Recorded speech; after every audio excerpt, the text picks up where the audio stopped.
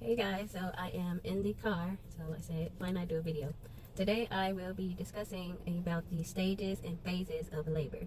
So after you made it through those 9 months, sometimes it can be earlier than 9 months, but after you get to the point where you are ready to give birth to your new baby, there are some stages of labor. So first we have the first stage, and this is the stage where your cervix, it goes from 0 to 10 centimeters.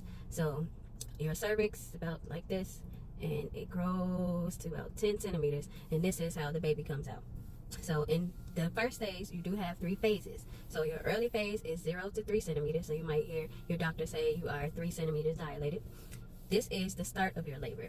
It really is usually the longest phase of labor, and it is usually easier than the other stages. So this is the time to take your naps. You can clean up your house if you want. You can go for a walk, pack your hospital bag if you haven't packed it. This is pretty tolerable at that 0 to 3 centimeters. The active phase is when you are 4 centimeters to 7 centimeters. So in this phase, it is getting, their contractions is getting more intense, or your surges, some call them surges. This is something you might not be talking through your contractions. You might be getting very tired, and you still need to focus on relaxing those muscles during those contractions. So that is the active phase. You are moving from 4 centimeters to 7 centimeters. So your doctor or your doula or your OB midwife will say you are 5 centimeters dilated. This is called your active phase. The last phase in this first stage is transition. So the transition piece is you're moving from 7 centimeters to 10 centimeters. This is usually the quickest phase. Some while you're going through it, you might not feel like it's the quickest phase, but you might feel like you just can't go anymore. You're giving up.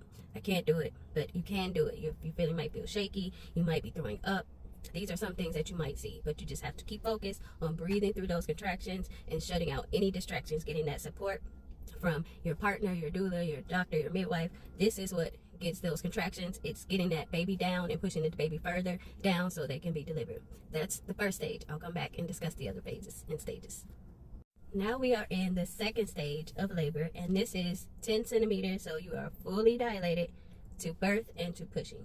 This can last from anywhere to 1 minute to 3 hours. It might be longer. It just depends on you and how your labor is progressing.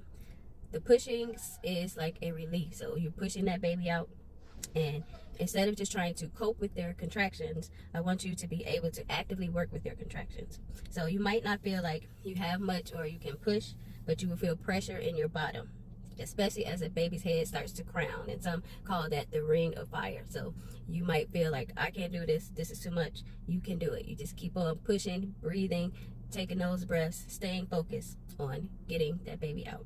So once your baby's head is out, you have to wait for the next contraction to push the body out. So usually the baby is positioned down. It could be face up or face down. Sometimes the babies are breached, which means that their feet is coming out first, or their butt. It's different ways that the baby can come out. Sometimes those might need more assistance from your doctor. They might tell you need to do other things with that, but always check with your doctor. They will discuss that with you. Once that head is out and you push that body out, the baby will come out, and the umbilical cord will still be attached to the baby and to your placenta, and you will get a surge of oxytocin that helps to push that placenta out from the wall of your uterus. So that is the second stage of labor. We're at the last stage, the third stage. So after you have pushed the baby out and the body has come out, the head has come out, the whole baby has come out, you're like, I'm done, I've had my baby, but you still have that placenta, which was giving life to your baby inside of you. So that needs to come out. So once that third stage will be the delivery of the placenta. The placenta is generally delivered between 10 to 20 minutes after your birth. It depends on your body. That will come out, like if you're having a natural birth, it will come out like the baby came out, and your baby is still attached to that with that umbilical cord. Sometimes it can take longer, so it just depends. To encourage the placenta to detach from your uterus, continue to contract down in size. You will either be giving a shot of synthetic oxytocin to speed up the process, or your healthcare provider will just wait for you to your natural oxytocin to work in your body to push that placenta out. And if you attach some ways to get the oxytocin to release, you would attach the baby to the breast. That releases oxytocin. If you happen to tear while you're pushing, you'll be given something to help You'll be stitched up after the placenta has been delivered. So the doctor will let you know and they will stitch you up.